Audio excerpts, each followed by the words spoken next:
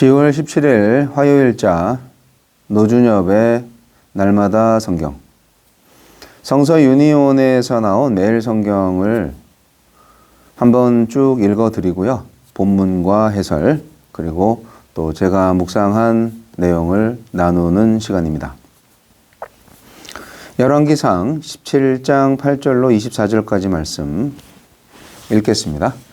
여호와의 말씀이 엘리야에게 임하여 이르시되 너는 일어나 시돈에 속한 사르밧으로 가서 거기 머물라. 내가 그곳 과부에게 명령하여 내게 음식을 주게 하였느니라.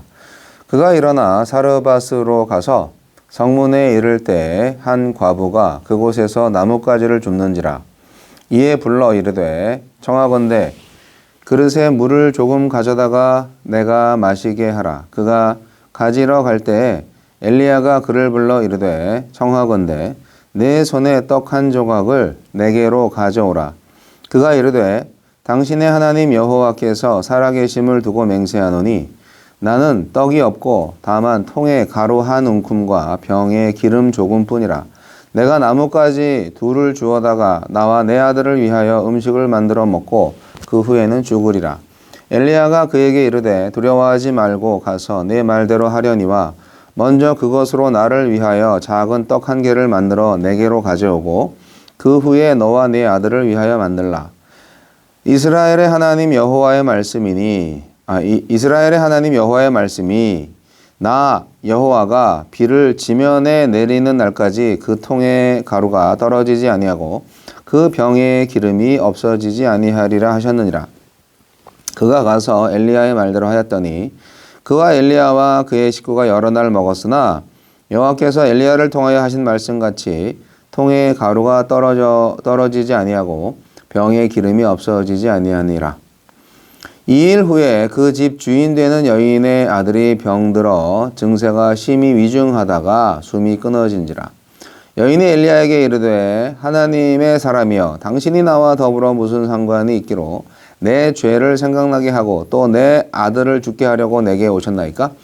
엘리야가 그에게 그의 아들을 달라 하여 그를 그 여인의 품에서 받아 안고 자기가 거처하는 다락에 올라가서 자기 침상에 누이고 여호와께 부르짖어 이르되 내 하나님 여호와여 주께서 또 내가 우거하는 집 과부에게 재앙을 내리사 그 아들이 죽게 하셨나이까? 하고 그 아이 위에 몸을 3번 펴서 엎드리고 여호와께 부르짖어 이르되 내 하나님 여호와여 원하건대 이 아이의 혼으로 그의 몸에 돌아오게 하옵소서 하니 여호와께서 엘리야의 소리를 들으심으로 그 아이의 혼이 몸으로 돌아오고 살아난지라.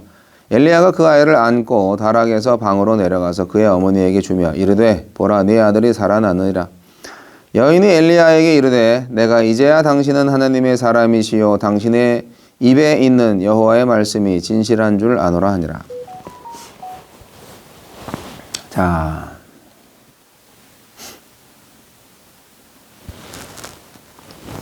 생명의 주인이신 하나님. 하나님은 엘리야를 시돈 땅 사르밧으로 옮기셔서 과부에게 음식을 공급받게 하십니다. 하나님은 거기서 선지자를 통해 죽은 과부의 아들을 소생시키십니다. 바알 숭배의 주동자인 이세벨의 고향인 시돈의 사르밧으로 엘리야를 보내시는 하나님. 사람들은 바알 신앙의 심장부인 시돈만큼은 하나님이 내리신 가뭄의 영향력이 미치지 못할 거라 생각했을지 모릅니다. 하지만 시돈 역시 죽음의 땅이 되었고 이제 하나님만이 그 땅에 생명을 주실 수 있음을 보이려 하십니다. 말라버린 그리 시냇가에서 보내신 곳이 식량이 바닥난 과부의 집입니다. 과부에게 준비시켰다 하신 음식은 굶어 죽기 직전에 아들과 마지막으로 나눠 먹을 한 끼 식사입니다. 하나님의 살아계심을 고백하지만 살리시는 하나님을 경험하지 못한 과부에게 엘리야를 통해 믿음을 선물하시려는 것입니다. 마지막 남은 양식을 다 먹으면 죽는 것밖에는 다른 대책이 없다며 탄식하는 여인에게 작은 떡으로 하나님의 선지자를 섬길 것을 요구하십니다. 야박하고 매정하게 들리지만 목숨을 걸고 하나님을 신뢰하라는 요구입니다. 살고 죽는 것이 그 떡에 달린 것이 아니라 하나님께 달려 있음을 인정하라는 것입니다. 사람은 양식이 없을 때만이 아니라 살아계신 하나님을 인정하지 않을 때 죽기 때문입니다. 이방 여인이 믿음의 강력한 한 걸음을 내딛자 기근으로 죽어가던 바알의 땅에 곡식가루와 기름이 떨어지지 않도록 공급하십니다. 자식과 자신의 목숨을 걸고 하느님을 신뢰한 과부의 믿음을 보시고 그가 내놓은 작은 떡에 비할 수 없을 만큼 크게 갚아주십니다. 크신 하나님이 내게 요구하시는 작은 믿음은 무엇입니까? 네, 아들의 죽음을 엘리야의 방문과 자신의 죄와 연관시키는 것은 사르밧 과부가 이 모든 일이 하느님의 통제 안에 있음을 인식한다는 뜻입니다. 엘리야는 한 걸음 더 나아가 그 하나님이 아들을 살리실 수 있음을 믿고 3번이나 아이와 몸을 포개어 간절히 기도하여 삶과 죽음을 통제하시는 하느님의 능력의 통로가 됩니다. 상황을 하느님의 일로 해석하는 것만으로는 부족합니다. 기도로 하느님의 일에 동참해야 합니다. 주여, 제 살 길은 오직 생명의 하느님을 신뢰하는 것뿐임을 언제나 기억하게 하소서. 요즘 제가 계속 좀 기분이 좀 다운된 상태라서 몸도 많이 다운되고 뭐 그런데요. 여러 가지 일들이 있습니다. 네. 아직 마무리되지 않은 아모스 워시폴과 그리고 또 어머님께 필요한 창고라든지 비닐하우스라든지 뭐 이런 것들에 대한 생각을 하고 있어요. 네. 돈은 없고 뭐 이 건물도 다 어쨌든 뭐 은행 대출 받아서 지은 거니까 그것이 하나님이 기뻐하시는 일이라면 또 하나님이 해결해 주실 걸로 믿는데 문제는 그 해결하는 과정 속에서 제가 순간순간 하나님의 말씀을 잘 알아듣고 순종을 할 때 그 모든 일이 이루어진다는 사실이죠. 자, 오늘 아주 유명한 말씀이죠. 엘리야와 과부 식구를 먹이시는 하나님을 우리는 오늘 본문 말씀을 통해서 발견합니다. 가뭄이 시작된 다음에 엘리야를 계속 돌봐주신 하나님이 당신의 권능을 이세벨이 섬기고 있는 뭐 이세벨의 고향이라니까 시돈 지방 사르밧이라는 곳이요. 그곳에도 가뭄이 닥쳤잖아요. 최고의 권력자 아합 왕의 아내인 이세벨의 고향. 이세벨이 그토록 자기의 신을 섬기고 그 신이 능력이 있다면 그 이세벨의 고향은 재앙을 맞이하지 말았어야 되는데 거기도 똑같이 가뭄의 재앙이 있다. 그리고 이 가뭄이 하느님이 주신 것이다. 뭐 이런 상황 속에서 일부러 그곳으로 보낸 거죠.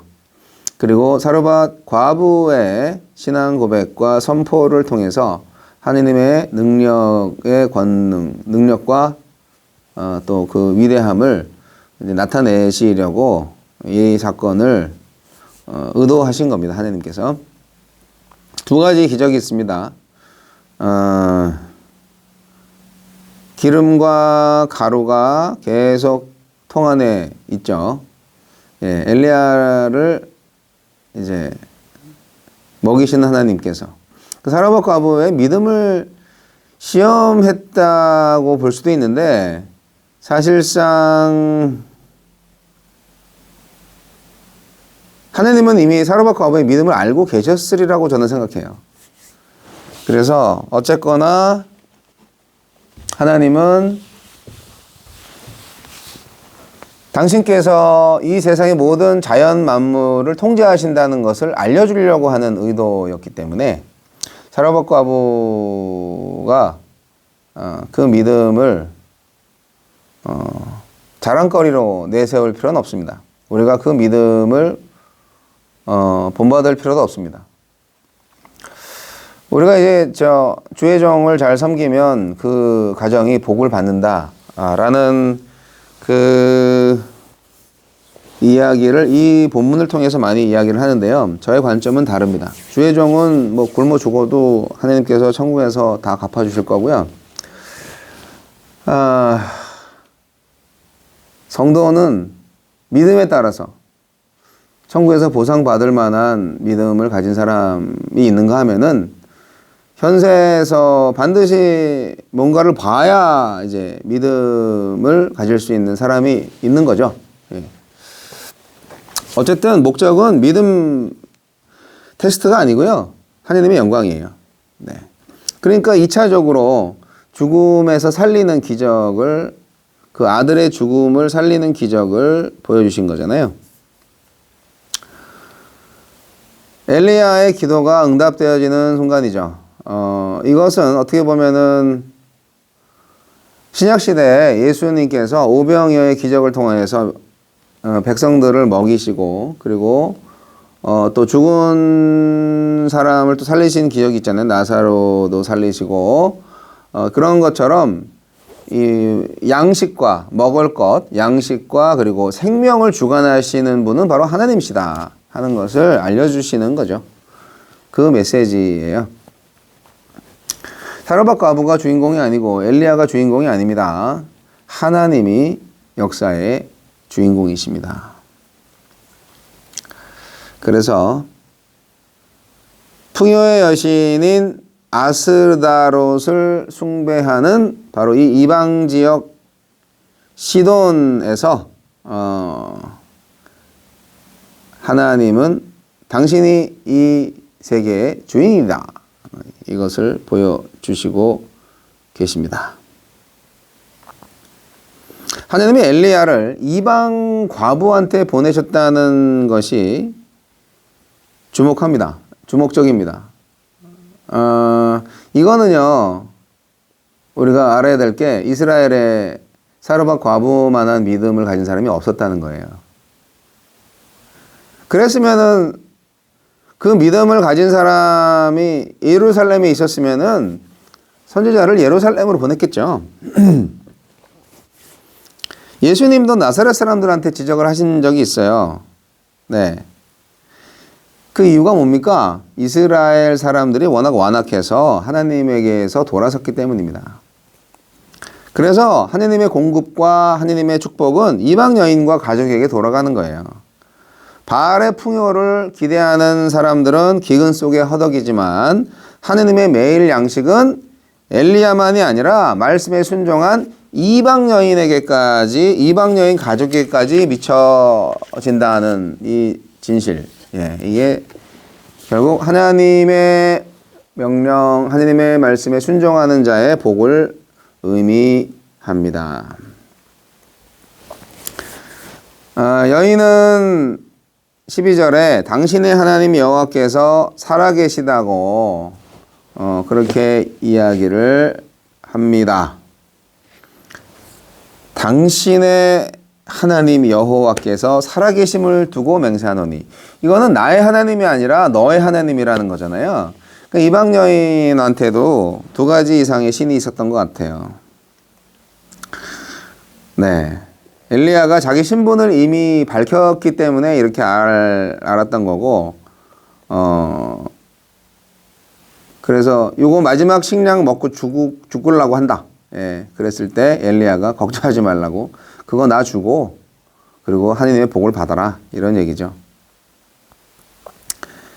엘리야는 뻔뻔한 이방인의 그 꼼수의 말을 사르밧 과부한테 한 것처럼 보입니다. 겉으로 볼 때는. 자기도 배고프니까 나한테 먼저 줘. 그러면 하나님이 너희들을 먹이실 거야. 예. 아니, 먼저 먹이신 다음에 나눠 먹으면 안 되나? 결국 믿음의 시험인데, 처음 만난 이방인의 이런 말이 일반인들에게는 먹히지 않았겠죠. 하지만 여인은 엘리야가 시킨 대로 했습니다. 그래서 엘리야를 통한 하나님의 말씀대로 여러 날을 먹어도 가루와 기름이 계속 채워졌죠. 그러니까 마지막 식사를 하고 죽기를 기다렸던 여인에게 그 여인의 순종을 통해서 하나님은 음식과 생명을 연장시켜 주셨습니다. 그러니까 하나님은요, 결국 바알의 성읍에서 그의 권능을 나타내면서 순종하는 자들을 돌보신 거예요. 그리고 이 양식 문제를 뛰어넘어서 과부의 아들을 살리신 하나님을 우리는 어떻게 볼 수 있을까요? 양식과 아들의 생명을 주신 하나님, 이것은 날마다 까마귀를 보내서 먹을 것을 챙겨주실 때처럼 기근으로 죽어가는 바알 땅 과부의 집에 곡식가루와 기름이 떨어지지 않게 공급하시는 하나님을 보게 되는데, 자신과 자신의 자식의 목숨을 걸고 여호와 하나님을 신뢰한 과부의 믿음, 네, 물론 우리한테도 이런 믿음이 필요하죠. 하지만 그 이상이 필요합니다. 바알 숭배지에서 죽은 아들, 바알 숭배에 빠진 채 기근에 시달리는 이스라엘의 영적, 물적 상황, 이거 우리 지금 현재 상황과 비슷하지 않을까요? 하나님의 긍휼과 엘리야의 믿음의 기도로 아들이 살아났듯이 결국 이 작은 사건을 통하여서 이스라엘의 구원의 길을 보여주시는 거예요. 저는 그렇게 생각합니다. 오늘날 우리나라의 교회, 민족과 나라의 운명도 이와 같습니다. 오늘날 엘리야의 기도가 필요한 거죠. 이방 땅에서 믿음을 시험받는, 순종을 요구받는, 기근으로 죽어갈 수밖에 없는 상황 속에서도 하나님을 향한 믿음으로 살아날 수 있다는 희망을 엘리야를 통하여서 우리에게 주고 있는 것이 아닐까요? 생명을 살리는 기도, 엘리야의 기도가 필요합니다.